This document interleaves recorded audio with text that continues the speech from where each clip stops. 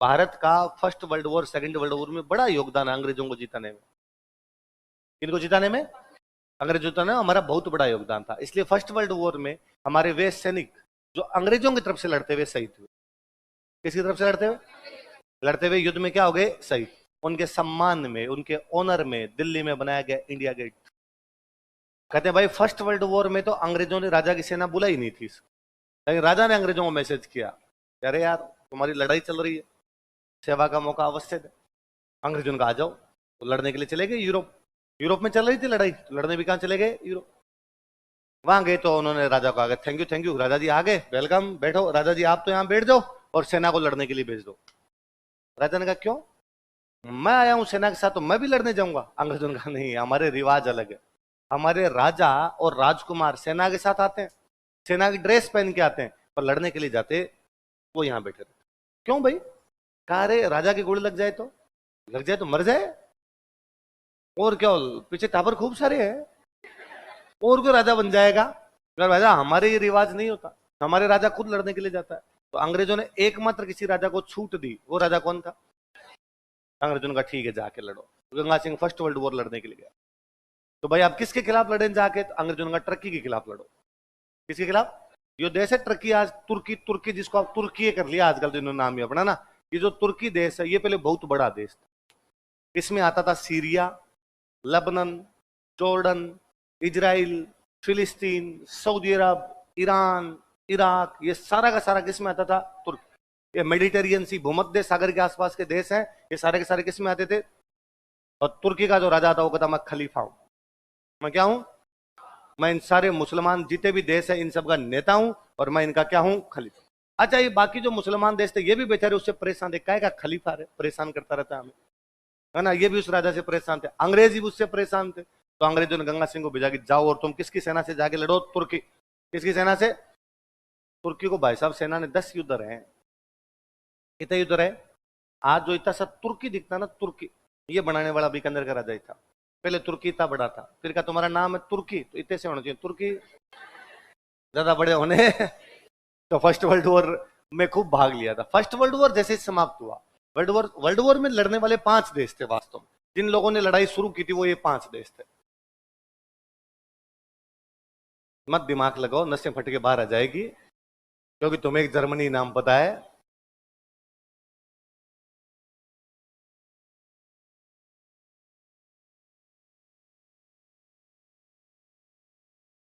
ये 5 देश एक तरफ, बाकी दुनिया एक तरफ। पर इन 5 देशों ने पंगा शुरू किया था। कौन कौन से 5 देश? अब नुकसान हुआ भाई, बहुत भयंकर वाला नुकसान हुआ। तो कहा गया अब आगे से कोई भी देश इस प्रकार से लड़ाई शुरू ना करे, और जिन्होंने शुरू की इनको दंड दो। तो एक मीटिंग बुलाई गई पेरिस में। कहां पर बुलाई गई? तो उसका नाम है पेरिस शांति सम्मेलन। क्या नाम है? क्या नाम है उसका? पेरिस शांति सम्मेलन। 1919 में पेरिस पीस कॉन्फ्रेंस बुलाया गया, क्योंकि 1919 में वर्ल्ड वॉर खत्म होता 18 में, तो 19 के अंदर क्या बुला लिया गया आपका? Paris peace conference. पूरी दुनिया से 32 आदमी बुलाए गए। पूरी दुनिया से कितने आदमी? ये 32 आदमी बैठ के डिसाइड करो कि इनको क्या सजा देनी है। ये 32 आदमी बैठ के डिसाइड करो कि आगे से कोई भी लड़ाई होनी। उन 32 में से भारत से एक ही आदमी बुलाया गया, वो कौन था? तो कौन से शांति सम्मेलन में भाग लिया? कौन से सम्मेलन में? लिख लो, 1919 ईस्वी में, इन 1919 एडी, 1919 ईस्वी में, इन 1919 एडी पेरिस शांति सम्मेलन में भाग लिया था। He participated in Paris peace conference. Paris शांति सम्मेलन में भाग लिया था। He participated in Paris peace conference.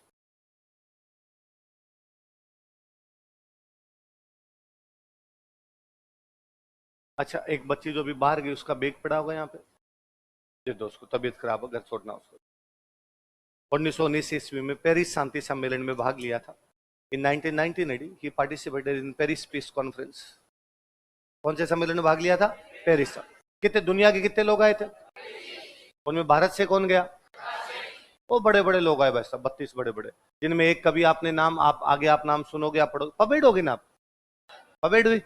बताओ लोक प्रशासन का जनक वुडरो, वो आया हुआ था इसमें। अमेरिका का राष्ट्रपति है ना, अमेरिका का राष्ट्रपति था वो, तो वो आया हुआ था इसके अंदर। ब्रिटेन का प्रधानमंत्री आया हुआ था, उसका नाम था लॉर्ड जॉर्ज। क्या नाम था? फ्रांस का प्रधानमंत्री आया हुआ था, उसका नाम था क्लीमेंसू। क्या नाम था? वो तो होना ही है क्योंकि सम्मेलन ही कहां पर हो रहा है? पेरिस। इसमें आया हुआ था आपके इटली का प्रधानमंत्री ओरलैंडो। कौन आया हुआ था? तो Orlando, Woodrow Wilson, Lord George, Clemenceau, ऐसे करके बड़े बड़े लोग आए हुए। 32 लोग इकट्ठे हो रखे और 32 लोगों ने मिलकर तय किया कि इनको साहब कौन कौन सी सजा देनी। फिर इनके डॉक्यूमेंट तैयार किए गए और डॉक्यूमेंट तैयार करके इनसे साइन करवाए गए। जिस जगह पर इनसे साइन करवाए गए संधि का नाम वही हो गया। जैसे जर्मनी से जो साइन करवाए गए उस जगह का नाम था वर्साय। क्या नाम था? इसलिए संधि का नाम फाड़ दे, फाड़ दे। अब पर्चियां नहीं भेजोगे, कितनी बार क्या है लेटर भेजते रहते हो। तो जर्मनी से कौन सी संधि की गई थी? वर्साय। क्योंकि वर्साय नाम के शहर में संधि की गई, इसलिए संधि का नाम क्या हो गया? ऐसे वर्ल्ड हिस्ट्री पढ़ोगे तो आप आगे पढ़ोगे। इनमें से किसी के साथ की गई न्यू इली की संधि, किसी के साथ की गई शब्रे की संधि, किसी के साथ की गई सेंजरमे की संधि, किसी के साथ की गई ट्रियानो की संधि। 5 संधियां, वर्साय, शब्रे, सेंजरमे, न्यू इली, ट्रियानो। 5 देशों के साथ अलग अलग संधि की गई। ये जगह के नाम है। जिस जगह पे संधि पे साइन करवाई वो इसका क्या हो गया नाम। इन संधियों पे 32 लोगों ने साइन की। कितने लोगों ने? तो भारत से किसने साइन की? है ना, कोई क्वेश्चन घुमा के पूछ लो, वर्साय की संधि पर साइन करने वाला भारतीय कौन था? तो बता सकते हो आप? तो कितने लोगों ने भाग लिया था? तो पहले तो यार इनको दंड दो, दे दिया साहब दंड। अब आगे से दुनिया में कोई भी लड़ाई होनी, कौन रोकेगा भाई साहब? आगे से यदि कोई लड़ पड़े तो कौन रोकेगा? तो कहा एक संगठन बनाया जाए। वुड्रो विल्सन ने कहा उस संगठन का नाम होगा लीग ऑफ नेशंस। क्या नाम होगा?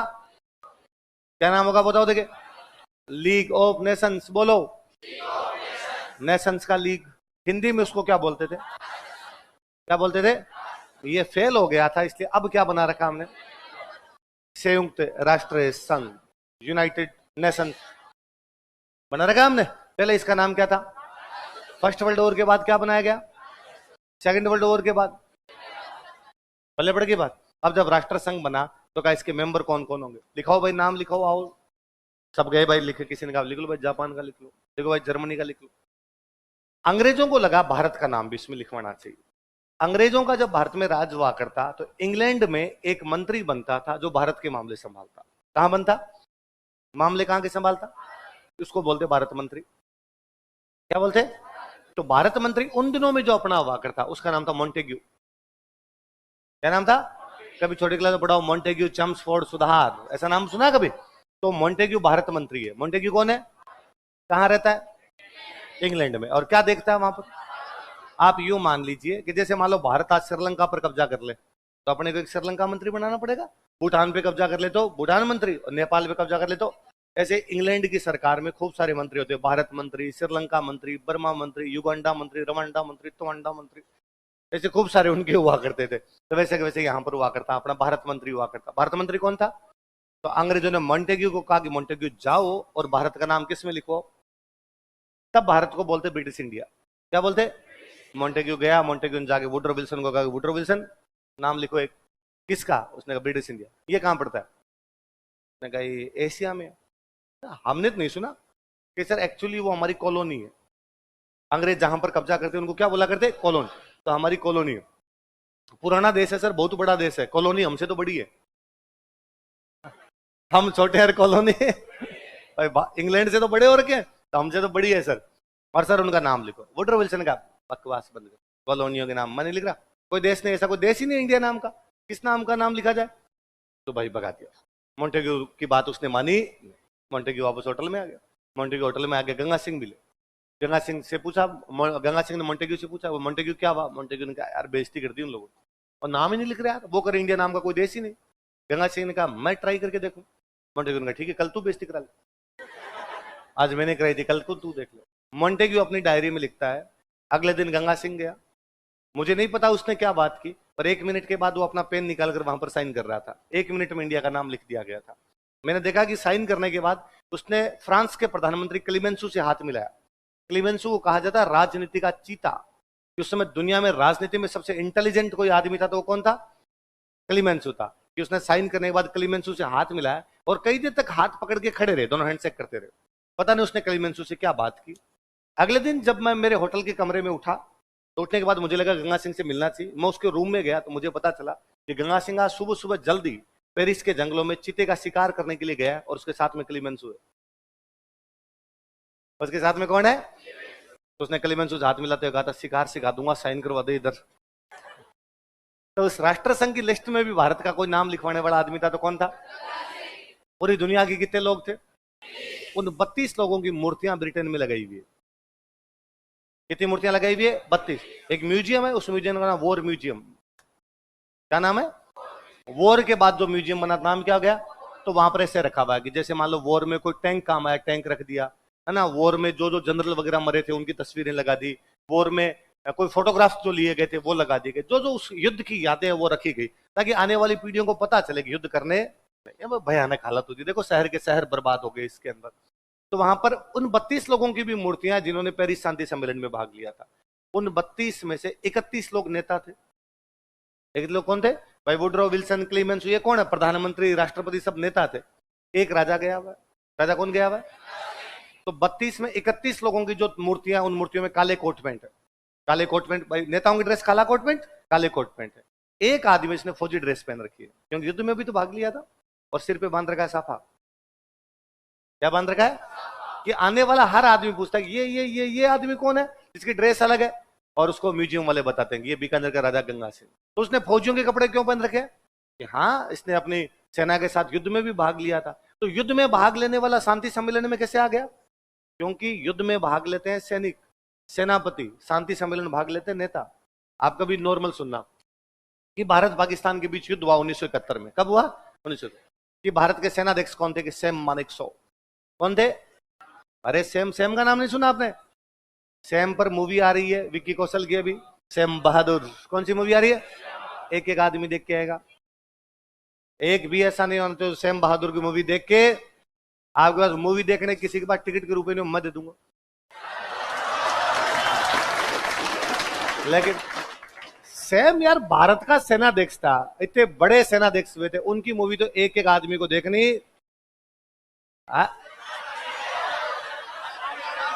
क्या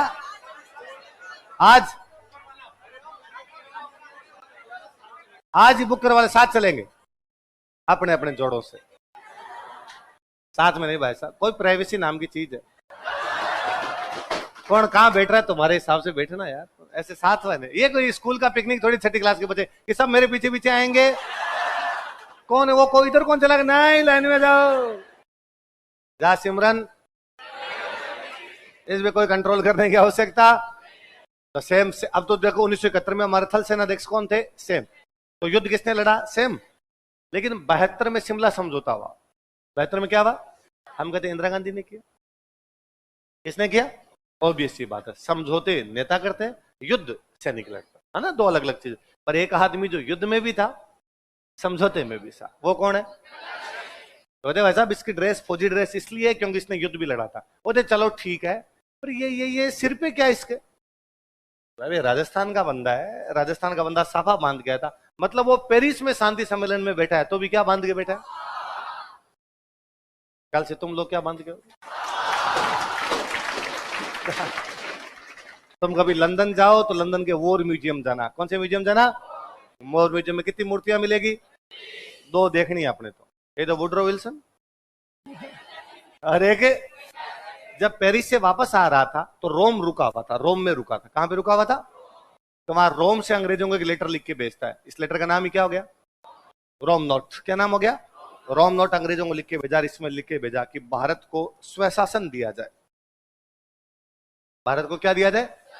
स्वशासन मतलब खुद का, शासन मतलब घर का। क्या दिया जाए हमें?